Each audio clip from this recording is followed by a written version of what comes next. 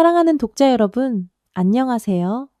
유나의 달콤한 이야기에 오신 것을 환영합니다. 이 이야기를 즐겁게 들어주셨으면 하고 좋아요와 구독도 잊지 말아주세요. 그럼 이야기를 시작해 볼까요? 아내가 이 세상을 떠난 지 꼭 1년이 되던 날이었다.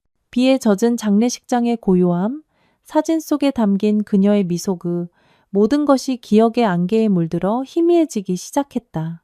그리고 그 공허의 뒤를 이어 아무 일도 없었던 것처럼 나의 일상은 계속되었다. 매일 저녁 조용한 집으로 돌아와 편히 기댈 곳조차 없이 잠드는 습관에 익숙해질 무렵 문득 그녀가 이 세상에 머물렀던 날들보다 그녀가 떠난 후의 순간들이 더 강렬하게 울려 퍼진다는 것을 깨달았다. 내 마음이 점점 무감각해지던 어느 날, 한 통의 전화가 침묵을 꿰뚫었다. 형부민, 혹시 오늘 저녁에 시간 괜찮으세요?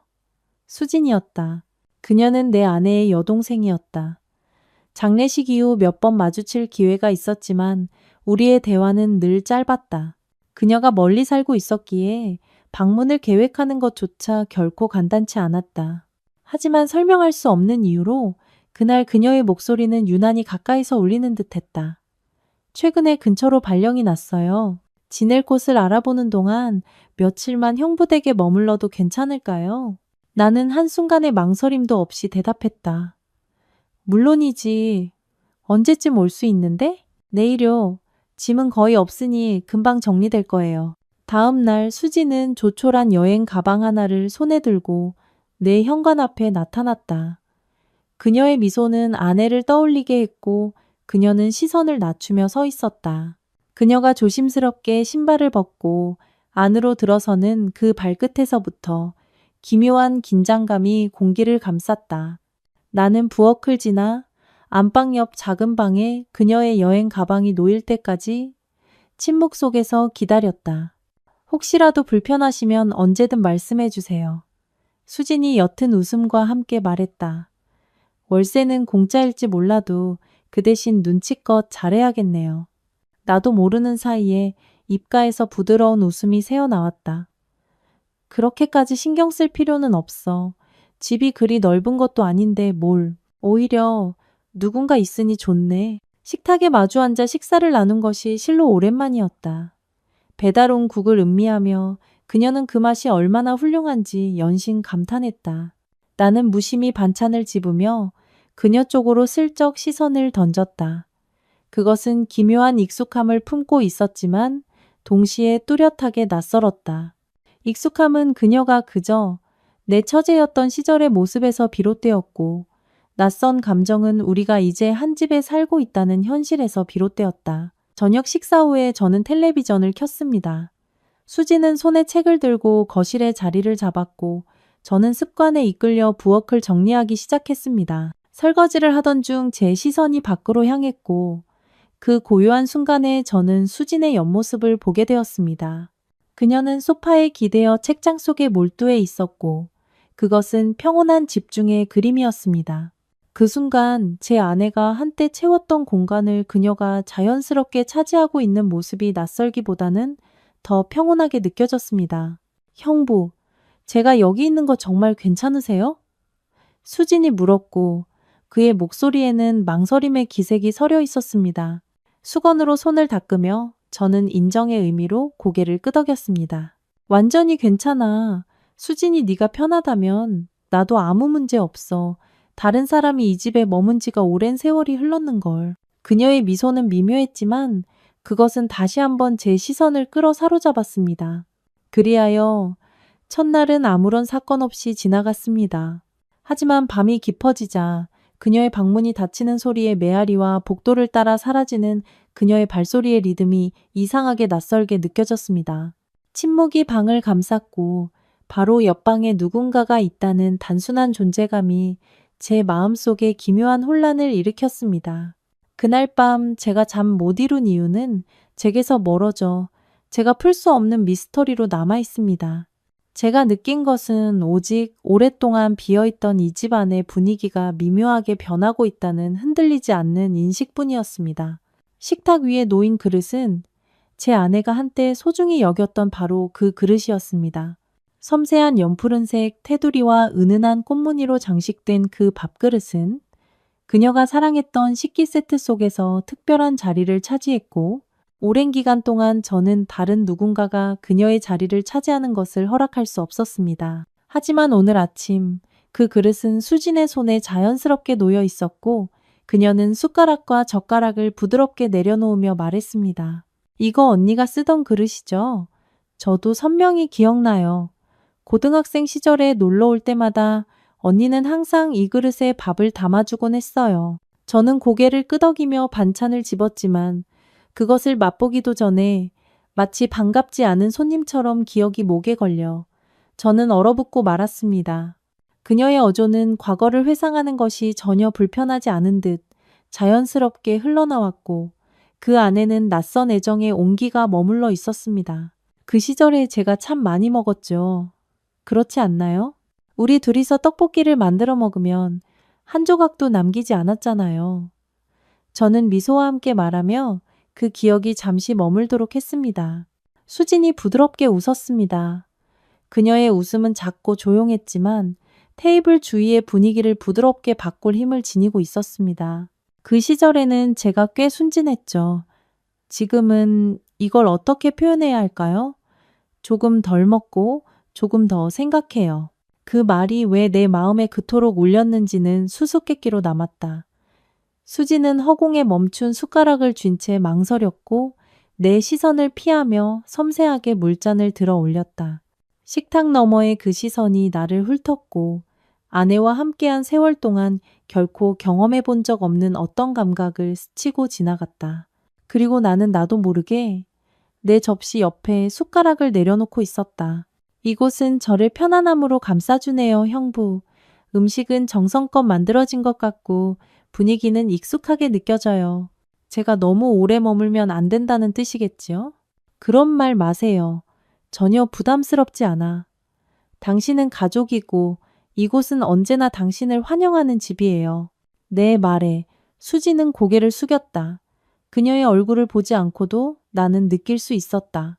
그녀의 미소는 밝았지만 그 이면에는 말로 표현되지 않은 상반된 감정이 숨겨져 있음을. 식사는 조용한 정적 속에서 이어졌다.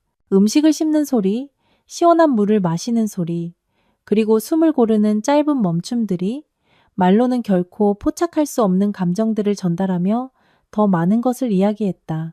내가 반찬을 옮기는 동안 내 시선은 저항할 수 없이 수진의 손끝으로 이끌렸고, 나는 허공을 가르며 춤추는 내 손 위로 그녀의 시선이 머무는 것을 느꼈다. 형부, 요즘 우리 화면을 장식하는 매혹적인 프로그램은 무엇이 있나요? 예기치 못한 질문에 나는 잠시 멈칫한 후 대답을 만들어냈다. 잘 모르겠네요. 드라마 하나를 틀어놓긴 했는데 마음이 자꾸 다른 곳으로 향해서 집중하기가 어렵더군요. 참으로 고독한 남자의 전형이네요. 드라마를 틀어놓고도 다른 일에 몰두하시다니. 하지만 이상하게도 이런 모습이 더 인간적으로 느껴져요. 그녀의 어조는 장난스러운 농담처럼 가볍게 춤을 추었지만 제 안에 울려 퍼진 것은 단순한 유머를 초월한 깊은 친밀감이었습니다. 식탁 아래에서 수진의 발이 아주 미세하게 움직여 제 무릎을 섬세한 감촉으로 스쳤습니다. 찰나의 순간 마치 우리 주위에 세상이 멈춘 듯 우리 얼굴에는 방금 일어난 변화의 기색이 전혀 드러나지 않았습니다. 하지만 마음 깊은 곳에서는 다음번의 마주침은 단순한 우연이 아닐 것임을 직감했습니다. 그날 식탁은 온기를 발산했지만 그것은 과거에 경험했던 어떤 온기와도 독특하게 달랐습니다. 아내와 함께한 순간들의 온기가 익숙한 사랑의 편안함과 같았다면 이것은 기묘한 긴장감과 흥미로운 기대감이 뒤섞인 것이었습니다. 함께 식사를 나누는 평범한 설명으로는 이해할 수 없는 섬세한 전율이 공기를 타고 흘렀습니다. 식사를 마치고 자리에서 일어났을 때 식탁을 닦으려던 저희의 손이 찰나의 순간 스쳤습니다. 이번만큼은 분명했습니다. 수지는 먼저 손을 빼지 않았습니다. 제가 수건을 내려놓자 그녀는 부드럽게 말했습니다. 형부, 아침 식사 정말 감사해요. 이런 아침을 경험한 지가 오랜 세월이 흐른 것 같아요. 저는 가볍게 고개를 끄덕였지만 침묵을 지켰습니다. 마치 그것을 말로 표현하면 그 감정들이 실체적인 존재가 될까 두려운 것처럼 이 고요한 공간에 점차 자리 잡는 기묘한 감정을 모르는 척하며 저는 부엌으로 돌아왔습니다. 설거지를 하는 동안 그녀의 발소리가 배경에서 울렸습니다. 문이 닫히는 소리와 함께 문득 한 가지 생각이 떠올랐습니다. 식탁은 변함없이 그대로인데 그 온기는 완전히 달라진 것처럼 느껴졌습니다. 욕실 문은 닫혀 있었고 샤워기에서 흘러나오는 부드러운 물소리가 침묵을 뚫고 새어나왔습니다. 수진이 들어간 지 꽤 시간이 흘렀고 부엌에서 컵을 닦던 제 손은 어느새 멈추어 있었습니다. 끝없이 긴 시간처럼 느껴진 후 욕실에서 조심스러운 목소리가 들려왔습니다. 형부, 혹시 수건 한 장만 가져다 주실 수 있을까요?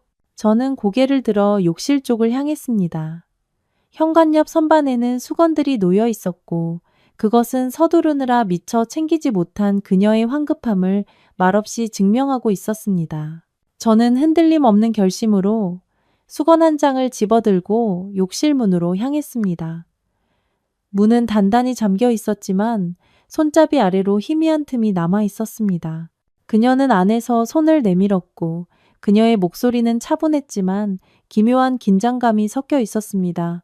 그냥 제 손에 쥐어주시면 저는 조심스럽게 수건을 말아 그녀의 손이 쉽게 닿을 수 있는 틈 가까이로 가져갔습니다. 좁은 틈으로 빠져나온 그녀의 손끝이 수건을 받아들며 제 손등을 스치는 순간 불꽃처럼 섬세한 전율이 제 온몸을 타고 흘렀습니다. 그 찰나의 순간 단지 수건 하나를 주고받는 행위였지만 우리의 침묵 속에는 그 행위의 단순함을 초월하는 깊이가 있었습니다. 감사합니다, 형부. 잊어버려서 죄송해요. 괜찮아요. 집이 작으니 그런 일도 생기기 마련이죠. 저는 억지로 웃음을 지으며 몇 마디를 건넸지만 감정의 섬세한 균형이 이미 흔들리기 시작한 듯 했습니다. 욕실에서 울려 퍼지는 그녀의 부드러운 발소리와 함께 저는 거실로 돌아와 소파에 앉았습니다. 텔레비전은 이미지를 깜박이고 있었지만 침묵이 방을 감싸고 있어 펼쳐지는 드라마는 어떠한 이야기의 맥락도 없이 흘러갔습니다. 제 눈은 오직 욕실문에 고정되어 있었고 제 마음은 불안한 기대감 속에 매달려 있었습니다. 잠시 후 수진이 거실로 나왔고 그녀의 머리카락은 이제 마른 채 그녀 주위로 쏟아져 내렸습니다. 평소 집에서 편히 입는 헐렁한 반소매 티셔츠와 무릎 길이의 반바지는 그 순간 무언가 특별한 것으로 변모했습니다. 그녀가 수건으로 머리를 누르며 부엌 쪽으로 저를 스쳐 지나갈 때 저는 시선을 돌리려 애썼지만 그것은 어려운 일이었습니다. 형부, 오늘 유난히 좀 더 따뜻한 것 같지 않아요? 샤워하고 나니 좀 상쾌해졌어요. 네, 아까 내린 비 때문에 습기가 남아 있어서요. 오늘 밤은 그 자체로 열기를 품고 있네요. 저는 대답하며 깜박이는 텔레비전 화면으로 주의를 돌렸습니다. 그 찰나의 순간 그녀는 멈칫하더니 약간의 조심스러움과 함께 제 옆 소파에 앉았습니다. 거리는 적절했지만 이상하게도 그녀의 온기는 가까이 느껴졌습니다. 형부, 아침에는 보통 무엇을 보세요? 이거 재방송 아니에요? 그냥 틀어놓은 거야. 집중을 방해받지 않고 그것에 몰입할 수 있도록 말이지. 그녀는 고개를 끄덕였고 이내 시선을 돌리지 않은 채 물었습니다. 형부, 혼자 계시는 게 많이 외로우세요? 영원처럼 느껴지는 시간 동안 저는 할 말을 잃었습니다. 그 질문은 저를 놀라게 했고 그것이 단순히 고독에 대한 대답 이상을 구하고 있음이 분명했습니다. 네, 고독이 길어질수록 소리에 대한 인식이 날카로워져서 거의 예민해질 정도가 되더군요. 문이 삐걱거리며 열리는 소리, 부드러운 발소리, 컵이 받침에 닿는 섬세한 소리 같은 것들. 수지는 무릎을 가까이 당겨 앉아 부드럽게 고개를 끄덕이며 속삭였습니다. 제가 그 소리들을 채워드릴 수 있으면 좋겠어요. 형부, 당신은 참으로 놀라운 고요함을 지니고 계세요. 그녀의 말은 단순한 예의나 형부를 위로하려는 마음을 넘어섰습니다. 각 음절은 놀라울 정도로 진실된 감정의 무게를 지니고 있었고 바로 그 안에 위험한 진실이 놓여 있었습니다. 그날 밤 저는 침대에 누워 잠 못 이루었고 방의 정적이 저를 감쌌습니다. 하지만 욕실 문틈으로 스치던 수진의 손끝의 기억은 사라지기를 거부하며 남아 있었습니다. 그 순간 그녀의 마음속에는 어떤 생각이 자리하고 있었을까요? 그녀 또한 잠 못 이루는 이 밤의 거미줄에 걸려들었던 걸까요? 제가 처음 그녀에게 그릇을 건넸을 때처럼 단 하나의 수건이 우리 사이의 경계를 미묘하게 흐리고 있었습니다. 침묵은 짙어졌고 잠은 저를 비껴갔습니다. 저는 욕실문 앞에서 있었던 그 짧은 마주침이 밤을 영원으로 늘릴 수 있다는 것을 결코 깨닫지 못했습니다. 그날 아침, 봄의 공기는 세상을 부드러운 손길로 감싸고 있었다. 창문으로 쏟아지는 햇살은 부엌 창가를 따스하게 비추었다. 나는 갓 내린 커피를 텀블러에 천천히 따르며 바깥을 안으로 초대하듯 부엌 창문을 활짝 열어두었다. 마당 끝 벚나무는 짙은 분홍빛을 띠고 있었고 그 꽃잎들은 부드러운 바람결에 춤을 추며 가지에서 흔들렸다. 형부, 커피 한잔 하실래요? 수진의 목소리가 내 귓가에 부드럽게 속삭였다. 그녀의 어조는 여느 날과 다름없었지만 그녀가 다가올 때 바닥을 스치는 맨발의 섬세한 소리는 이전보다 조금 더 가까워진 감정을 전하는 듯했다. 응, 마시자. 오늘은 꼭 커피가 필요한 날 같네. 저도 그렇게 느껴요.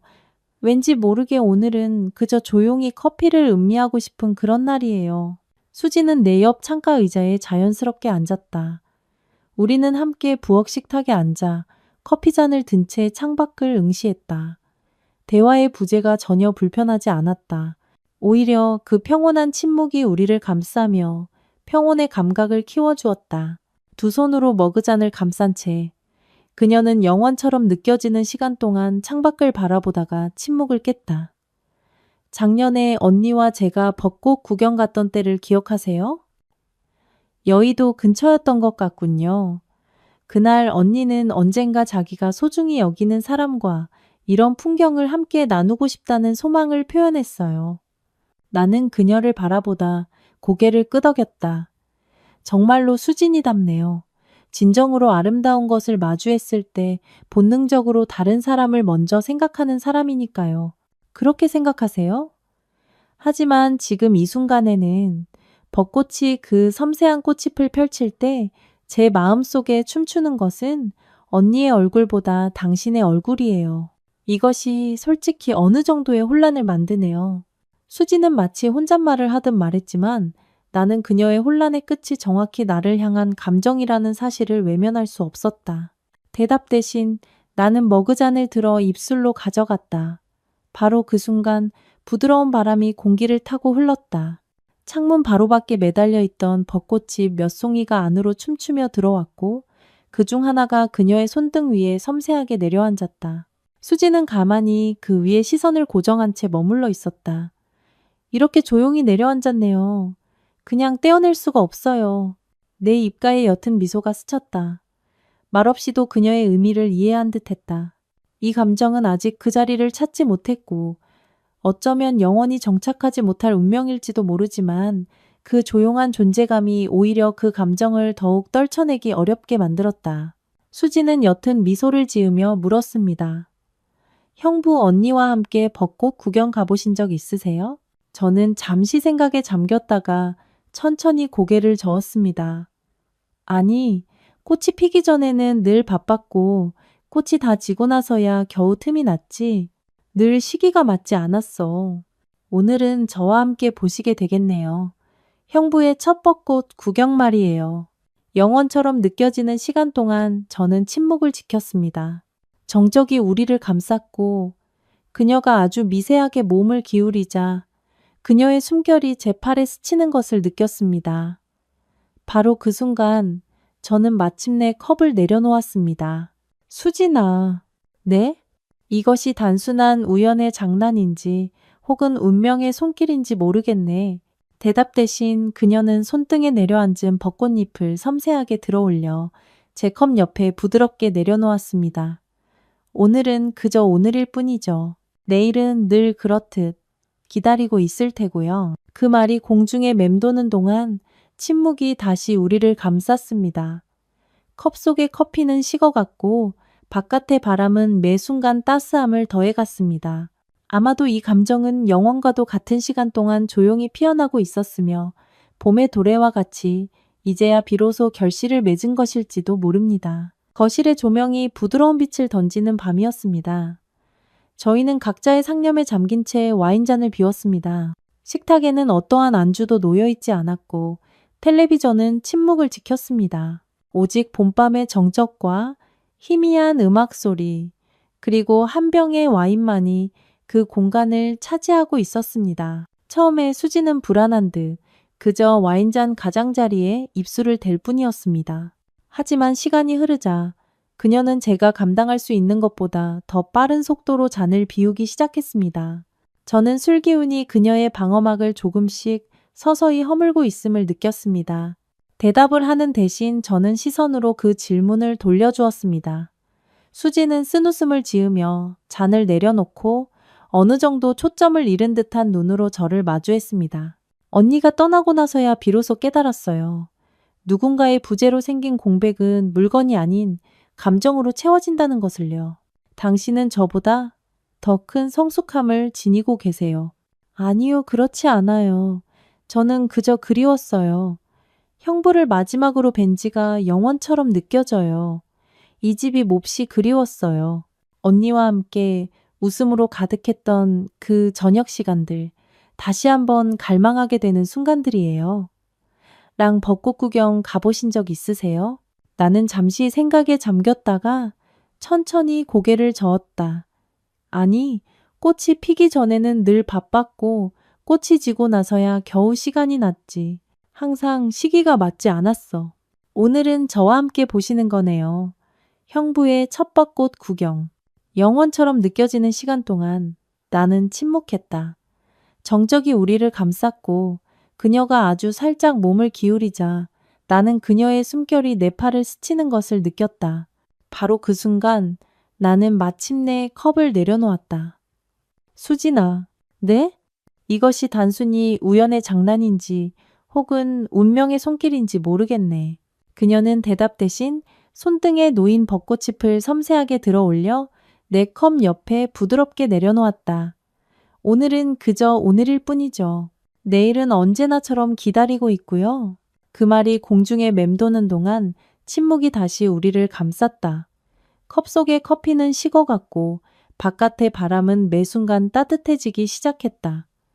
어쩌면 이 감정은 영원과도 같은 시간 동안 조용히 피어나고 있었고 마치 봄이 온 것처럼 이제야 결실을 맺은 것은 아닐까. 거실 조명이 부드러운 빛을 던지는 밤이었다. 우리는 각자의 상념에 잠긴 채 와인잔을 비웠다. 식탁에는 안주도 없었고 텔레비전은 침묵했다.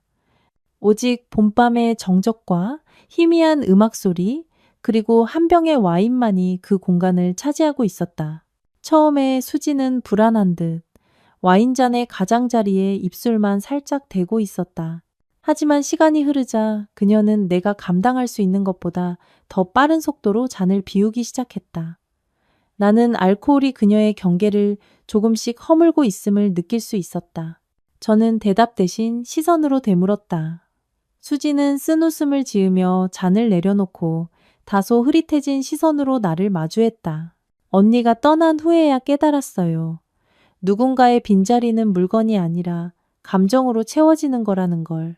당신은 나보다 더 성숙하군요. 아니에요. 그렇지 않아요. 그냥 그리웠어요. 형부도 이 집도 언니와 함께 웃음으로 가득했던 그 저녁 식사 시간들도요. 다시 한번 그 순간들을 갈망하게 돼요. 그녀의 말은 한 음절 한 음절 제 가슴을 감싸며 조여왔습니다. 저는 침묵의 무게가 짓누르는 것을 느꼈고 어떠한 말도 이 순간의 중력을 완화시킬 수 없음을 알았습니다. 대신 저희는 병을 향해 손을 뻗어 각자의 잔의 와인을 더 따랐습니다. 그녀가 잔을 들었고 저도 그 뒤를 따랐습니다. 저희 사이에 잠부딪히는 소리가 없자 저희의 취기는 더욱 깊어지는 듯했고 조용한 안개 속에 저희를 감쌌습니다. 수진이 소파에 기대어 자세를 바꾸자 그녀의 무릎이 제 허벅지를 스쳤습니다. 저는 그 자리에 얼어붙은 듯 움직이지 않았지만 그 찰나의 접촉은 갑작스러운 폭풍처럼 제 온몸을 관통했습니다. 아무 소리도 내지 않은 채 그녀는 다시 한번 잔을 들었고 저는 잔의 가장자리에 그녀의 입술 자국이 섬세하게 남아 그녀 존재의 흔적을 남기는 것을 보았습니다. 지금 후회하고 계신가요? 형부, 무엇을 후회한단 말인가? 저를 들여보내신 것을요. 이 벽 안에서 우리가 이토록 자주 마주칠 기회를 주신 것을요.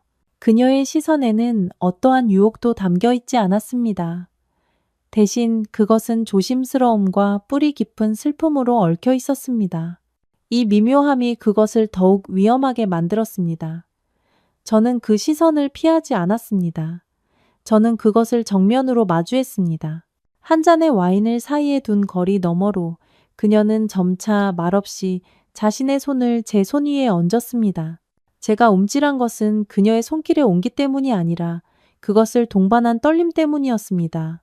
그녀는 계속해서 흔들림 없는 목소리로 말했습니다. 죄송합니다.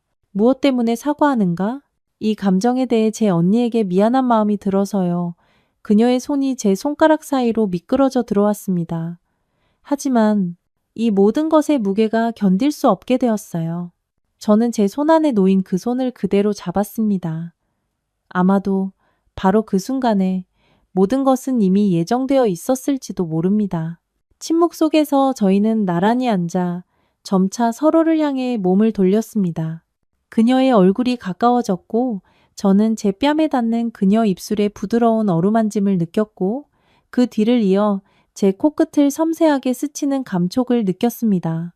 수진아, 침묵은 금이에요. 부디. 그녀의 입술이 제 입술에 닿는 순간 어떠한 저항도 없었고 완전한 굴복만이 존재했습니다. 저희의 숨결이 얽혔고 대기는 열기로 가득 찼습니다. 그녀가 제 무릎 위에 앉아 저는 팔로 그녀의 허리를 감쌌습니다. 그녀의 얇은 셔츠 천을 통해 스며 나오는 그녀 몸의 온기는 예기치 않게 강렬했습니다.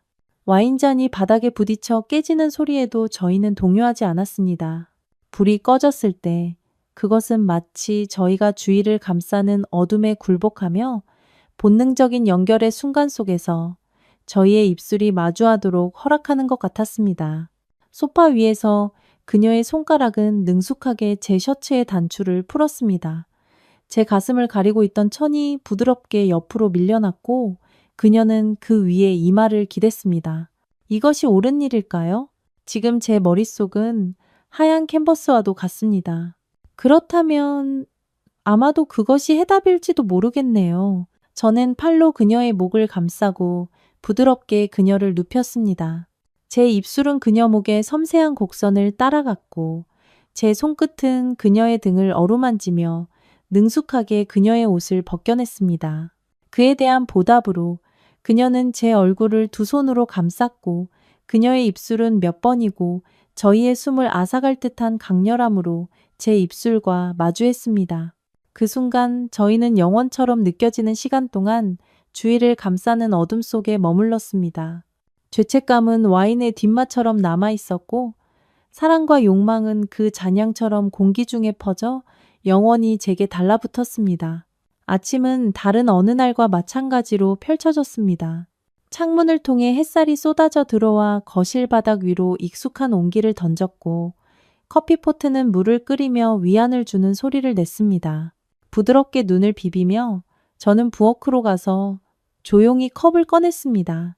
부엌의 한 조용한 구석에서 수지는 식탁에 앉아 토스트에 잼을 바르고 있었고 마치 그녀 주위의 세상이 그림자에 닿지 않은 듯 환하게 미소 짓고 있었습니다.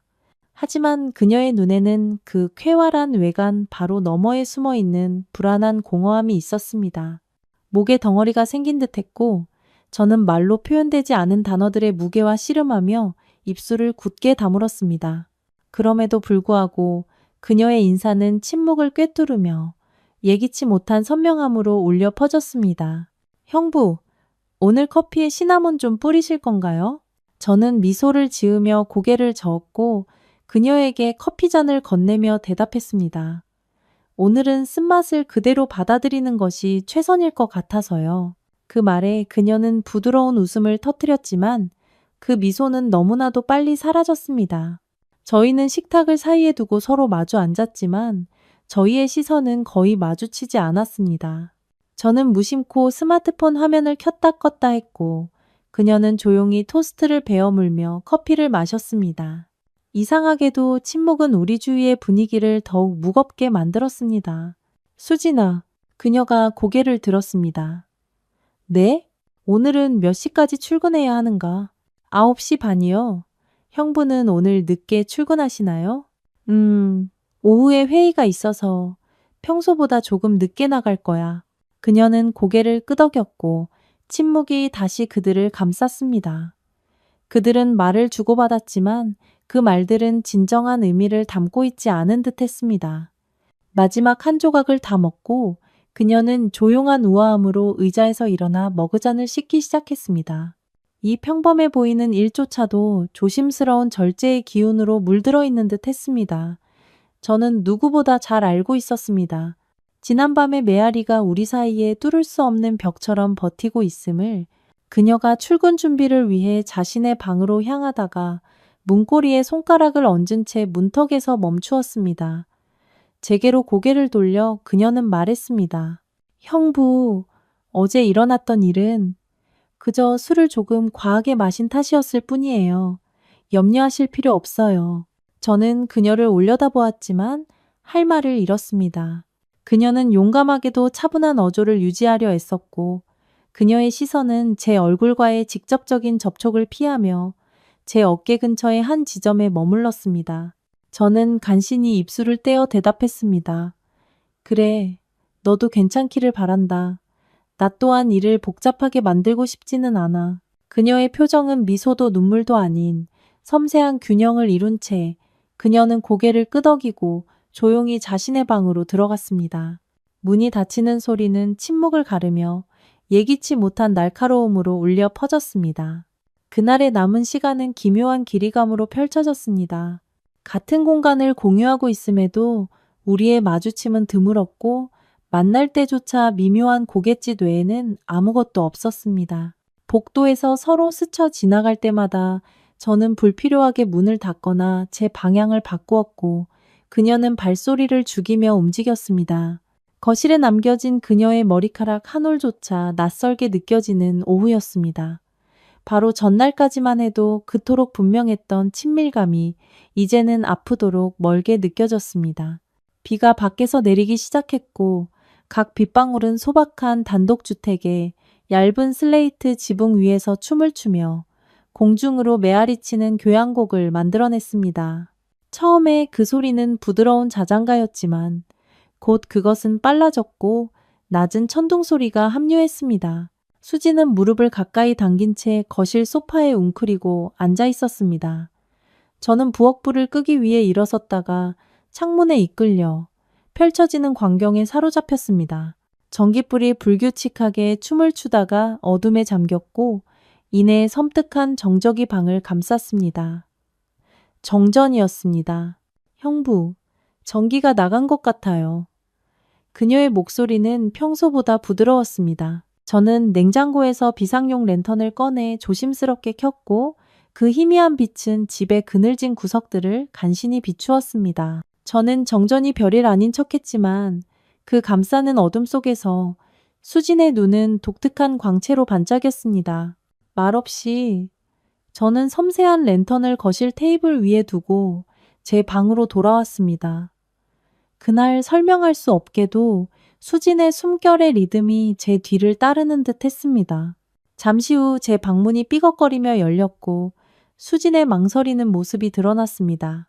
제가 이불 아래에 자리 잡고 있을 때 그녀는 안으로 들어와 더 가까이 다가왔고 그녀의 목소리는 속삭임보다 겨우 컸습니다. 형부, 저기, 갑자기 불이 꺼지고 비가 와서 무서워요. 저는 시계에 살짝 눈길을 주었습니다. 새벽 1시 20분. 제 시선은 그녀에게로 돌아왔습니다. 그녀는 고개를 살짝 숙인 채 손끝으로 이불 가장자리를 잡고 있었습니다. 얇은 티셔츠와 운동복 바지를 입고 있었지만 랜턴의 부드러운 빛 속에서 그녀의 실루엣은 뚜렷하게 드러났습니다. 부드러운 동작으로 저는 이불을 들어 올렸고 한순간의 망설임도 없이 수지는 제 옆으로 미끄러져 들어왔습니다. 저는 그저 이불의 절반만 함께 할게요. 아주 잠깐만. 저는 침묵을 지켰고 제 숨결의 리듬 아래 제 감정을 감춘 채 천장을 응시했습니다. 하지만 그 정적은 더 섭섭습니다. 수진의 머리카락이 이불 위로 쏟아져 내렸고 그녀의 온기가 등 뒤에서 저를 감쌌습니다. 그리고 한 팔이 조심스럽게 뻗어나와 제 허리를 감쌌습니다. 저는 몸을 돌려 그녀와 마주했고 수진은 그저 침묵 속에서 저를 응시했습니다. 수진아, 안 돼. 이건 옳지 않아. 그녀의 시선이 흔들리지 않은 채 그녀는 아주 부드럽게 고개를 기울였습니다. 그리고 나지막한 목소리로 그녀는 속삭였습니다. 저도 알아요. 하지만 오늘 밤만은 부디 아무 말도 하지 말아주세요. 그녀의 손이 제 손을 찾아 섬세한 포옹 속에서 함께 엮였고 그녀의 손끝에서 저는 그녀의 진실된 의도를 느꼈습니다. 부인할 수 없는 온기가 우리를 감쌌고 지울 수 없는 감정의 무게를 지니고 있었습니다. 저는 그녀의 얼굴을 부드럽게 어루만지며 제 생각을 표현할 마지막 기회를 갈망했습니다. 하지만 그녀는 이미 제 턱을 감싸고 부드럽고 오래도록 그녀의 입술을 제 입술에 눌렀습니다. 저희의 입술이 마주했을 때 죄책감은 무의미 속으로 사라졌습니다. 그 그늘진 방 안에서 소용돌이치던 감정들은 절제라는 개념 자체를 지워버렸습니다. 그녀는 두려움 가득한 눈으로 저를 응시하다가 이내 그 순간에 자신을 내맡기며 눈을 완전히 감았습니다. 그날 침묵이 모든 것을 말해주는 가운데 저희는 서로를 껴안았습니다. 제 셔츠의 단추가 풀리고 제 손가락이 그녀의 허리를 따라 미끄러질 때 수지는 거의 들리지 않는 부드러운 한숨을 내쉬었습니다. 형부, 괜찮아요. 그녀의 목소리는 떨렸지만 그 안에는 확고한 결의가 담겨 있었습니다. 저는 더 이상 망설이지 않았습니다. 희미한 불빛 속에서 수진의 피부는 부드러운 빛을 발했고 그녀의 입술은 떨리면서도 부인할 수 없는 온기로 저를 맞이했습니다. 그날 밤 말은 저희를 비껴갔습니다. 저희는 그저 서로를 안고 매 순간 더욱 깊어지는 입맞춤을 나누었습니다. 이불 아래에서 형부와 처제라는 호칭은 무의미 속으로 사라졌습니다. 그 친밀한 공간에서 저희는 그저 서로의 품에 얽힌 한 남자와 한 여자일 뿐이었습니다. 때때로 그녀는 얼굴을 묶고 부드럽게 흐느꼈고 저는 그녀의 눈물을 부드럽게 닦아주며 등을 토닥였습니다. 형부, 이제 우린 정말로 돌아갈 수 없는 걸까요? 그녀의 말에 저는 침묵을 지켰습니다. 하지만 제 존재의 깊은 곳에서는 이미 알고 있었습니다. 바로 그 순간부터 저희는 돌이킬 수 없이 과거와 단절되었다는 것을. 방아는 빗소리의 리듬으로 울려 퍼졌지만 그보다 더 깊은 소리저이의 숨결의 운율과 그 밤을 적시고 있었습니다. 수지는 스스로 식탁을 치웠고 그녀의 손은 능숙하게 그릇들을 모아 싱크대로 향했습니다. 그곳에서 비눗물이 대야를 채우기 시작했습니다. 저는 자리에서 그녀를 지켜보았고 커피를 입술로 가져가는 동안 그녀의 슬리퍼가 부드럽게 끌리는 소리가 겨우 들렸습니다. 반쯤 남은 컵을 식탁 가장자리에 내려놓고 저는 눈으로 그녀의 움직임을 쫓았습니다. 그녀의 약간 헝클어진 머리카락이 티셔츠 아래로 드러난 그녀의 목을 감쌌고 그녀의 반바지 끝자락은 물방울로 반짝였습니다. 그것은 일상의 단순함에 흠뻑 젖은 장면이었지만 제 시선이 머무는 곳에서는 그 순간의 평온을 압도하며 예기치 못한 갈망이 피어오르기 시작했습니다. 수지는 제 존재를 모르는 척하며 등을 돌린 채 계속해서 설거지를 했습니다. 거의 본능적인 순간에 저는 의자를 뒤로 밀고 조용히 일어섰습니다. TV 소리는 이미 낮아져 있었고 바깥 세상은 점차 밤에 굴복하고 있었으며 벽시계는 자정을 향해 끊임없이 다가가고 있었습니다. 그녀를 향한 저의 접근은 신중한 숙고로 이루어졌습니다. 발소리를 죽이고 마치 후퇴하듯 나아가 마침내 저는 그녀의 바로 뒤에 서게 되었습니다. 쏟아지는 물소리가 공기를 채웠고 설거지하는 그녀의 손에서 섬세한 향기가 풍겨왔습니다. 그 향기에 이끌리듯 저는 손을 뻗어 그녀의 허리에 부드럽게 얹었습니다. 수지는 정적 속에서 메아리 치는 미묘한 반응으로 움찔했지만 그녀의 입술에서는 아무 소리도 새어나오지 않았습니다. 제 손은 그녀의 허리를 부드럽게 따라가다 멈추었습니다. 그 고요함을 깨려는 듯 그녀의 손이 다가와 제 손등을 덮었습니다. 저희는 그 순간에 머물렀고 침묵 속에 잠겨 있었으며 방을 채우는 유일한 소리는 싱크대에서 흘러나오는 꾸준한 물소리뿐이었습니다. 수진아, 저는 부드럽게 속삭였습니다. 우리 이대로 계속 있어도 괜찮을까? 시선을 들지 않은 채 수지는 마치 숨을 참는 듯 부드럽게 대답했습니다. 이것을 시작한 것은 형부였어요. 제가 대답할 수는 없어요. 그녀의 말은 직설적이었지만 그 말들이 표현하는 감정은 여러 겹이었습니다. 그것이 그녀의 편안함을 의미하는지 혹은 그녀의 명확함을 의미하는지는 분간할 수 없었지만 손을 빼지 않고 제 손을 잡고 있는 그녀의 단순한 행동은 제게 많은 것을 이야기해 주었습니다. 저는 부드럽게 제 팔로 그녀의 등을 감쌌고 그녀는 살짝 몸을 기대어 자신의 무게를 제게 맡겼습니다. 그녀는 가볍게 느껴졌고 그녀의 온기는 저를 감싸 안아 탈출이 불가능하게 느껴졌습니다.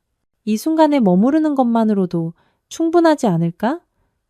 저는 다시 한번 불안감을 안고 물었고 수지는 미묘한 고갯짓으로 응답했습니다. 하지만 내일은 어떻게 되는 걸까요? 저는 할 말을 잃었고 그래서 몸을 기울여 그녀의 이마에 부드러운 입맞춤을 했습니다. 그녀는 점차 손을 빼고 설거지를 마저 하려는 듯 자세를 고쳤습니다. 하지만 제가 그녀에게서 손을 떼지 않자 그녀는 부드럽게 웃으며 말했습니다. 형부, 물 묻었어요. 옷이 흠뻑 젖을 거예요. 저는 다시 한번 그녀를 팔로 감싸고 가까이 다가가 속삭였습니다. 수건으로 닦아주렴. 내 손으로는 그 손길이 남긴 자국들을 쉽게 지울 수 없을 것 같아서 제 말에 수지는 부드러운 웃음을 터뜨렸고 그 더섭는 소리는 기묘하고 잊히지 않는 여운으로 울려 퍼졌습니다. 그날 밤 잠은 저를 비껴갔습니다. 그녀의 침실문이 희미하게 닫히는 소리, 제 방문 밖에서 머뭇거리는 조심스러운 발소리, 그리고 이내 조용히 멀어지는 그 발걸음 소리를 들었습니다. 그 후 며칠 동안 저희는 평범함이라는 가면을 썼지만 부엌의 정적 속에서 불붙었던 말없는 긴장감은 지울 수 없는 흔적으로 남아 있었습니다. 서로의 뒷모습에 깃든 의미는 일어났던 일에 대한 말없는 증거로서 결코 되돌릴 수 없는 것처럼 느껴졌습니다. 소파가 기억했던 것보다 조금 더 넓어 보였습니다. 수지는 손에 담요를 들고 다가와 제 곁에 앉았습니다. 넉넉한 담요가 저희의 다리를 감쌌고 무릎이 스치는 순간 저희의 시선은 찰나의 순간 동안 마주쳤습니다. 마치 세상이 멈춘 듯 그녀는 리모컨을 들어 텔레비전을 켰습니다. 저는 웃음으로는 감출 수 없는 긴장을 억누르며 그녀의 표정을 지켜보았습니다. 드라마의 대사는 제 귀에 닿기도 전에 사라져 버렸습니다. 대신 저를 감싼 것은 수진의 숨소리, 담요 아래에서 저희의 옷이 서로 스치는 부드러운 속삭임, 그리고 풍부한 커피향과 뒤엉킨 그녀의 샴푸에 취할 듯한 향기였습니다. 형부, 이거 꽤 괜찮다고 들었어요. 최근에 엄청난 인기를 얻었대요. 아, 정말 그런가? 요즘엔 이런 걸 잘 안 보게 되더군. 한번 보시면 완전히 사로잡히실 거예요. 등장인물들이 사람을 끄는 묘한 능력이 있거든요. 그래서 어떤 인물이 당신의 마음을 사로잡았는데? 수지는 미소 짓지 않고 그저 아주 살짝 고개를 기울였습니다. 침묵 속에서 곁을 지켜주는 사람. 결국에는 제가 이끌리는 사람은 바로 그런 사람이더라고요. 그 대답이 정말로 드라마에 관한 것이었을까요? 대화는 잦아들었고 화면 속 인물들의 얼굴은 녹아내리기 시작했습니다. 수진이 등받이에 기대자 그녀의 어깨가 부드럽게 제 팔에 닿았고 저희는 서로의 시선을 마주치지 않은 채 호흡을 가다듬었습니다. 저희가 지켜야 할 경계를 알고 있었지만 저희 사이의 거리감에는 부인할 수 없는 불편함이 있었습니다. 담요 아래에서 저희의 팔꿈치가 스쳤고 그녀가 미세하게 움직일 때마다 저희의 무릎은 부드러운 어루만짐 속에서 마주쳤습니다. 제 시선은 화면에 머물러 있었지만 제 존재의 모든 섬유는 그 공유된 온기에 맞춰져 있었습니다. 형부, 저는 이곳에서 제 삶을 정말로 만들어가고 싶어요. 단순히 제 일 때문에 잠시 머무는 게 아니었어요. 이것이 바로 그 고백이구나. 그녀는 처음으로 이 말을 내게 하는 것이다. 저는 그저 언니가 사랑했던 이 동네에서 살아보고 싶었어요. 제 감정을 나누는 것이 당신에게 짐이 될까 두려워 침묵을 지켰어요. 수진아, 네? 최근에 당신을 언뜻 볼 때마다 미소가 제 얼굴에 자연스럽게 번집니다. 그리고 그것이 제게 약간의 두려움을 안겨주네요. 수지는 천천히 고개를 돌려 그녀의 시선이 제 시선과 마주쳤습니다. 그녀의 눈은 눈물의 기운으로 반짝였고 저는 본능적으로 손을 뻗었다가 다시 한번 거두어 드렸습니다. 소파 위에서 저희는 한순간에 멈춘 두 영혼처럼 침묵 속에 머물렀습니다. 그곳은 웃음이나 대화가 없는 공간이었지만 저희의 감정은 비할 데 없는 강렬함으로 솟구쳤습니다. 이야기는 우리 주위에서 펼쳐졌지만 저희는 펼쳐지는 이야기의 결말보다 담요 아래의 평온 속에 더 깊이 잠겨 있었습니다. 늦은 오후에 해가 낮게 기울어 저희가 벤치에 기댄 채 앉아 있는 동안 땅 위로 저희의 그림자를 길게 늘어뜨렸습니다. 공원에서는 행인들이 개와 함께 산책하고 부부들이 유모차를 밀며 길을 거닐었습니다. 이 평온한 풍경에 둘러싸여 저희는 마치 외부 세상이 사라진 것처럼 침묵에 감싸인 채 나란히 앉아 있었습니다. 우아한 동작으로 수지는 그녀의 긴 머리를 초록색 니트 상의 위로 쓸어 넘겼습니다. 고개를 숙이고 그녀는 무릎 위에 손을 가지런히 모았습니다. 저는 찰나의 순간 그녀의 옆모습을 바라보다가 앞쪽 길로 시선을 돌렸습니다. 부드러운 바람이 불자 벚꽃잎들이 우아하게 흩날리며 벤치 아래에 섬세한 더미로 내려앉았습니다. 형부, 요즘 제가 이상해요. 그 말은 바람 속에 흩어지는 속삭임처럼 새어나왔습니다. 수지는 시선을 아래로 둔 채 입술을 굳게 다물었습니다. 저는 침묵 속에서 그녀를 지켜보았고 이상하다는 그 단어가 지닌 무게를 온전히 인지하고 있었습니다. 마치 그 단 하나의 발화가 저희의 공유된 경험을 통해 엮여온 무수한 감정들을 요약하고 그녀가 자신의 마음속에서조차 인정하기를 힘겨워하는 갈망의 본질을 드러내는 것 같았습니다. 무엇이 당신을 그리 혼란스럽게 만드나요? 저는 조심스럽게 물었습니다. 제 질문은 대답을 얻어내기 위함이 아니라 만약 그녀가 더 나누고 싶다면 자신을 표현할 기회를 주기 위함이었습니다. 수지는 잠시 고개를 들어 하늘의 시선을 고정했습니다. 위쪽의 진홍빛 색조는 그녀의 눈 속에 깃든 고독감을 비추는 듯했고 바람이 그녀의 뺨을 어루만지자 그녀의 감정이 명백한 선명함으로 드러났습니다. 제 하루하루는 평범함의 리듬 속에서 펼쳐졌어요. 식사를 하고 매일의 고된 일을 하고 집으로 돌아오고 그리고 몸을 씻는 단순한 행위까지. 하지만 최근 들어 제 생각은 종종 형부에게로 향하고 형부가 무얼 하고 계실지 궁금해하는 제 자신을 발견하게 돼요. 오늘 입으셨던 새 옷이 제 기억 속에 남아 있어요. 식사를 준비하며 제 얼굴에 스쳤던 표정을 돌이켜보면 모든 것이 이상한 느낌을 띠기 시작했어요.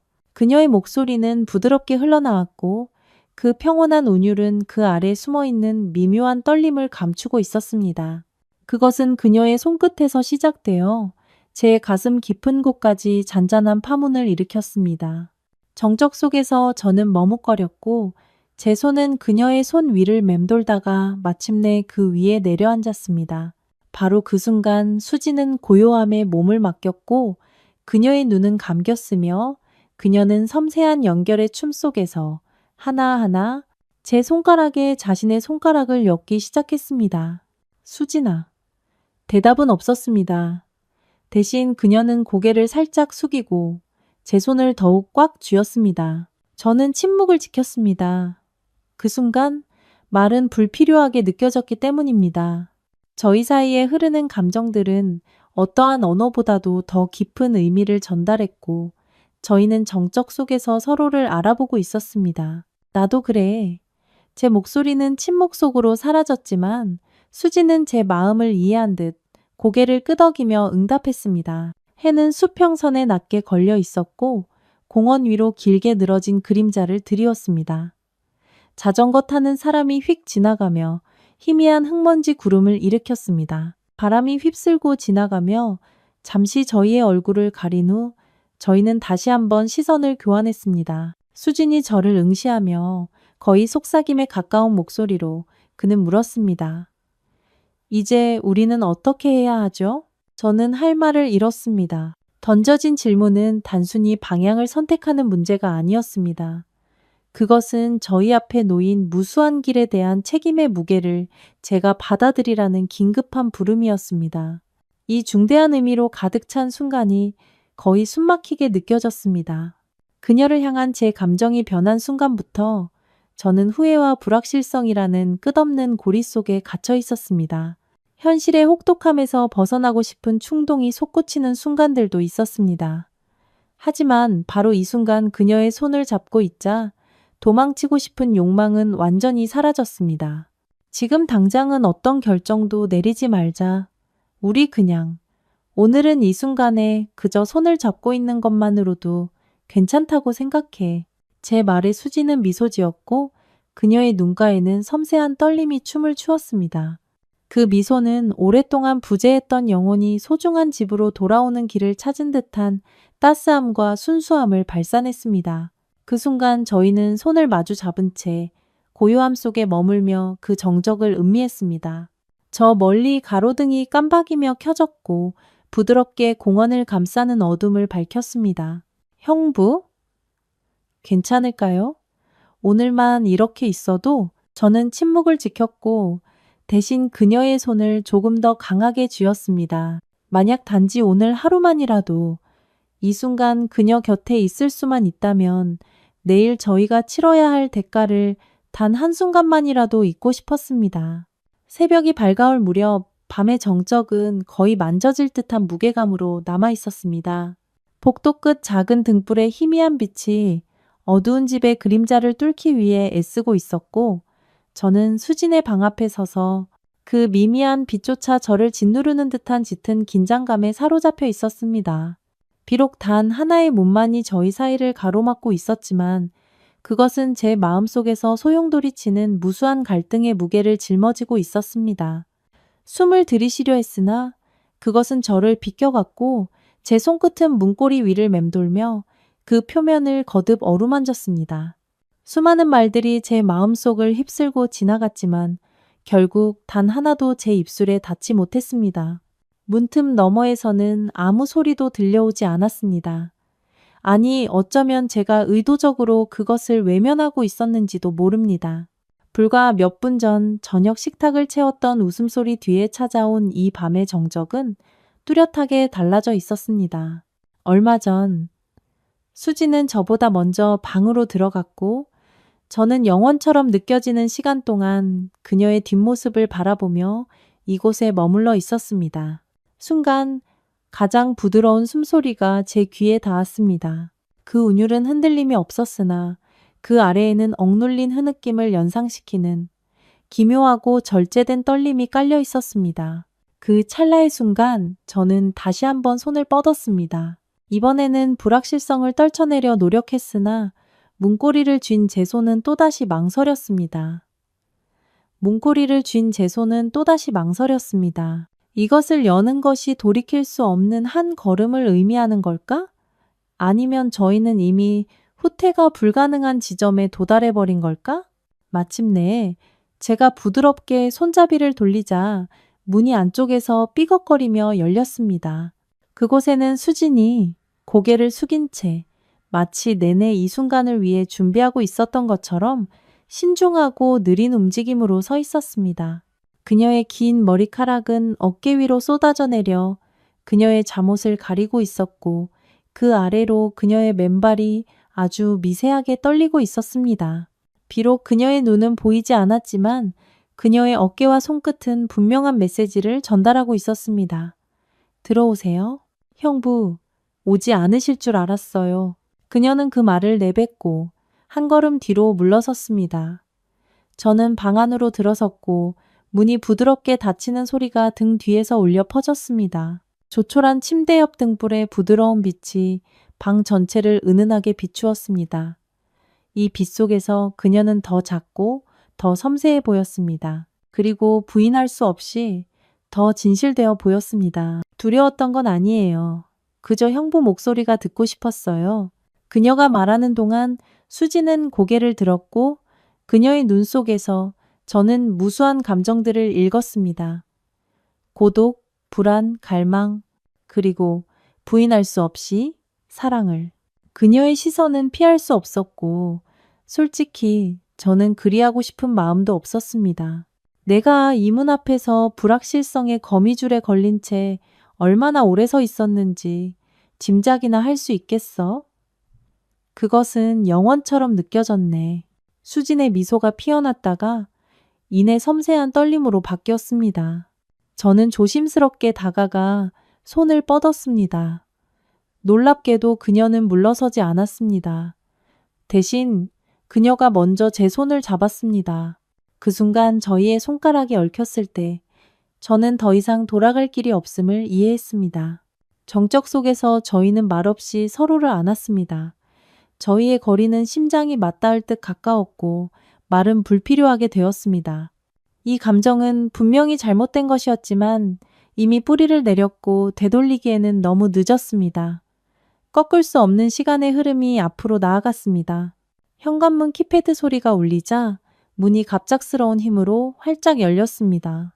제가 소파에 기대어 앉아있는 동안 손에 머그잔을 든 채 부엌에 서 있던 수지는 놀란 표정으로 갑자기 몸을 돌렸습니다. 엄마, 수진이 말했고 그녀의 목소리는 살짝 높아졌습니다. 장모님께서는 제가 잘 아는 리듬으로 들어오셨고 그녀의 양손은 보자기에 우아하게 쌓인 반찬통들로 무거웠습니다. 그저 네 얼굴 한번 보러 왔을 뿐이다. 수진아, 최근에 우리가 연락이 좀 뜸했잖니? 수진과 저는 공유된 놀라움의 순간에 가만히 굳어서 있었습니다. 그녀의 어조는 변함없이 평온했지만 장모님의 시선은 예기치 못한 느림과 꼼꼼함으로 집안을 훑었습니다. 현관에는 남성용 슬리퍼 2켤레가 놓여 있었고 안방이 아닌 수진의 방문은 살짝 열려 있었으며 욕실 앞 세면대에는 남성용과 여성용 칫솔 2개가 나란히 놓여 있었습니다. 이 모든 것이 한마디 말도 없이 단 하나의 명백한 문장을 만들어내고 있었습니다. 장모님의 눈은 그녀가 이미 그것을 해독했음을 드러내고 있었습니다. 수진아, 너 요즘 정말 잘 지내는 거 맞니? 수진은 마른 침을 삼켰고 그녀의 시선은 찰나의 순간 제 시선과 마주쳤다가 이내 피했습니다. 늘 예리하신 장모님께서는 어김없이 그 교환을 포착하셨습니다. 그리고 내 방에 형부 슬리퍼를 들여놓았니? 수지는 대답할 수 없어 침묵을 지켰습니다. 저는 말을 하려고 입을 열었다가 다시 닫았습니다. 마음 깊은 곳에서 제가 어떤 말을 하더라도 그것은 단지 변명으로 들릴 뿐이라는 것을 이해하고 있었습니다. 그 순간 장모님께서도 수진의 얼굴에서 핏기가 가시는 것을 보셨습니다.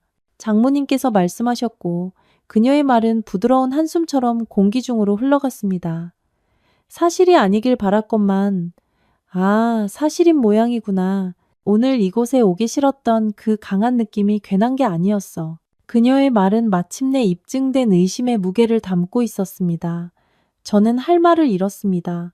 수지는 조용히 머그잔을 내려놓았고 그녀의 시선은 바닥으로 떨어졌습니다. 말없이 장모님께서는 부엌 싱크대 옆에 반찬 꾸러미를 내려놓으시고 말씀하셨습니다. 수진이 방 좀 봐야겠다. 엄마로서 내 딸이 여기서 어떻게 지내는지 봐야 하니. 그녀의 발걸음이 수진의 방으로 다가갈 때 수진과 저 두 사람 모두에게서 날카로운 숨소리가 새어나왔습니다. 마치 저희가 무언가를 숨겨야만 한다는 듯하니 어쩌면 더 정확하게는 저희가 가진 것이 이미 드러나 위장할 수 없다는 듯 느껴졌습니다.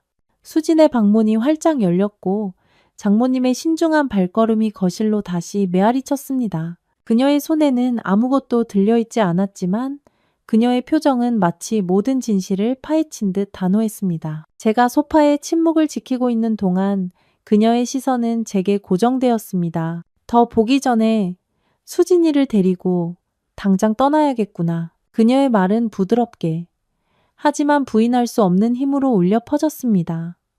수지는 침실 문턱에 머물러 있었고 불확실성의 거미줄에 걸려 있었습니다. 저는 침묵을 지켰습니다.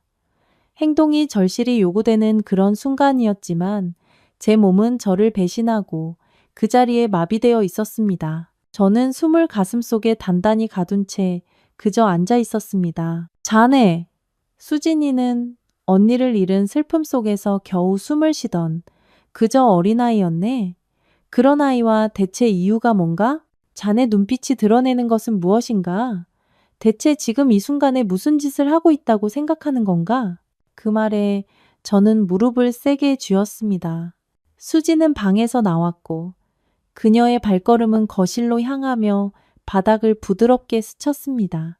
그녀는 옷 몇 가지를 모아 작은 여행 가방 안에 조심스럽게 접어넣기 시작했습니다. 지퍼 소리 길게 이어지는 지이익 소리가 정적을 가르며 방안을 거의 만져질 듯한 긴장감으로 채웠습니다. 장모님께서는 시선을 피하셨습니다. 수지는 가방 손잡이를 잡고 신중하게 현관 쪽으로 향했습니다. 그녀가 떠나는 모습을 지켜보다가 저는 마침내 자리에서 일어나 그녀를 부드러운 목소리로 부를 용기를 냈습니다. 수진아. 그녀는 돌아보지 않은 채 문턱에서 손끝이 아주 미세하게 떨리고 있었습니다. 저는 그 손을 뻗어잡고 싶었지만 단 1인치도 움직일 수 없는 제 자신을 발견했습니다. 현관문이 열리자 장모님께서 저를 따뜻한 미소로 맞이하며 말씀하셨습니다. 닥치거라, 이 몹쓸 놈아. 지금 이 순간 내게는 그녀의 이름을 입에 담을 자격조차 없다. 그 말이 바닥에 떨어진 후 수지는 엄숙한 몸짓으로 고개를 숙였습니다. 말라붙은 눈물의 흔적이 그녀의 눈가에 남아 있었고 그녀의 시선 속에는 제게 전할 기회를 갖지 못했던 고백들이 머물러 있었습니다. 그녀 뒤로 문이 부드럽게 닫히자 그 말하지 못한 단어들도 침묵 속으로 사라져 영원히 들리지 않게 되었습니다. 집은 고요한 정적에 잠겨 있었습니다. 오후의 햇살이 창문을 통해 부드럽게 쏟아져 들어왔지만 온기의 포옹은 모든 구석을 비껴가는 듯 했습니다. 소파 옆 테이블에는 며칠 전까지 수진이 사용했던 컵이 변함없이 그 자리에 남아 있었습니다. 하얀 도자기 컵에 가장자리에 흠집을 낸 외롭고 작은 금 하나. 제가 그것을 치울 수 없었던 것이 아니라 그저 그것이 그 자리에 남겨진 채로 시간이 조용히 흘러갔던 것입니다. 저는 부엌에서의 목적 없는 서성임을 멈추고 창가에 섰습니다. 영원처럼 느껴지는 시간 동안 식탁에 기댄 채 고개를 숙이고 있다가 마침내 휴대폰 알림음이 그 침묵을 깼습니다. 하지만 그것은 제가 간절히 바라던 메시지가 아니었습니다. 저는 채팅창을 열었고 수진과의 대화가 드러났습니다. 마지막 메시지는 그녀가 가방을 싸기 전날 보냈던 외로운 이모티콘 하나가 그곳에 머물러 있었습니다. 2개의 회색 일지않음 체크 표시는 마치 시간이 멈춘 듯 그대로였습니다. 저는 단 한 단어도 써내려갈 수 없었고 그날 이후 제 손끝에서 어떠한 메시지도 빠져나가지 않았습니다. 그리고 아마도 영원히 그럴 것입니다. 거실 조명을 켰다 껐다, 방 안으로 들어갔다가 잠시 후 다시 나왔다. 마치 보이지 않는 임무가 저를 부르는 듯 저는 집안의 정적 속을 서성이며 제 몸은 움직이고 있었지만 제 손은 붙잡을 목적을 찾지 못했습니다. 괜찮아. 저는 입술을 열어 혼잣말처럼 속삭였습니다. 시간이 지나면 모든 것이 과거 속으로 희미해지겠지. 괜찮아질 거야. 하지만 마음 깊은 곳에서 그것은 거짓말이었습니다. 거실 소파에 앉아 눈을 감으면 수진의 환한 미소가 제 생각들을 채웁니다. 부엌에서 저를 등지고 설거지에 몰두하던 그녀의 등, 이불 아래에서 섬세하게 떨리던 그녀의 손끝, 창가에 머물며 무심하게 커피잔을 내려놓던 그녀의 평온한 얼굴 각각의 기억들이 선명하고 뚜렷하게 되살아납니다. 누가 감히 이 감정을 지나간 날들의 유물이라 칭할 수 있을까요? 누가 이 관계를 단순한 실수라고 여길 수 있을까요? 저는 여전히 그녀가 제 존재에 새겨놓은 숨결 속에서 숨쉬고 있었습니다. 그녀는 떠났지만 저는 이 집에 남아있고 저희가 함께 나눈 순간들은 마치 거실 어딘가에 고이 간직된 것처럼 여전히 그곳에 머무는 듯합니다. 저희가 함께 음미했던 와인의 희미한 향기, 잠시 스쳤던 손끝의 부드러운 온기 아무것도 진정으로 사라지지 않았습니다. 그리하여 오늘 다시 한번 그 외로운 컵 하나를 치우지 못한 채 저는 그녀가 남긴 희미한 흔적 앞에서 점차 아주 천천히 그리고 단 한마디의 말도 없이 하루를 지나고 있었습니다. 끝까지 시청해주셔서 감사합니다. 구독으로 응원해주세요.